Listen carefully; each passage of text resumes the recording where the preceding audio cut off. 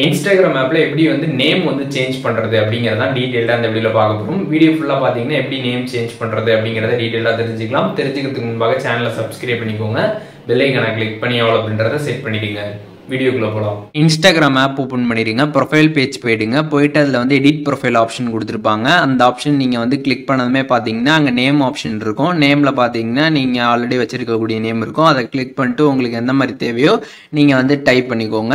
Type பண்ணிட்டு மேலே பார்த்தீங்கன்னா டிக் வந்து கொடுத்துருங்க. கொடுத்ததுக்கப்புறம் பார்த்தீங்கன்னா வந்து சேஞ்ச் நேம்னு கேட்டிருப்பாங்க. அதை நீங்கள் வந்து கிளிக் பண்ணிட்டீங்கன்னா உங்களுக்கு நேம் பார்த்தீங்கன்னா சக்ஸஸ்ஃபுல்லாக வந்து சேஞ்ச் ஆகிடும். ஸோ இப்போ இந்த மாதிரி நீங்கள் வந்து நேம் சேஞ்ச் பண்ணுறீங்க. இப்போ தப்பாக சேஞ்ச் பண்ணிட்டீங்க அப்படின்னா திருப்பி நீங்கள் வந்து நேம் சேஞ்ச் பண்ணலாம். அதுக்கப்புறம் உங்களால் பார்த்தீங்கன்னா வந்து சேஞ்ச் பண்ண முடியாது. 2 டைம் மட்டும்தான் நம்மளால் வந்து சேஞ்ச் பண்ண முடியும்.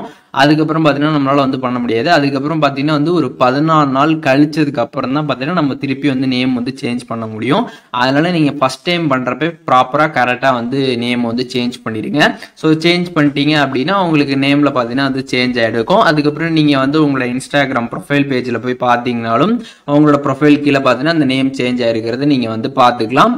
வீடியோவில் எதுவும் டவுட் இருந்துச்சுன்னா கமெண்ட் பண்ணுங்கள். எல்லாருக்குமே ரிப்ளை பண்ணுறேன்.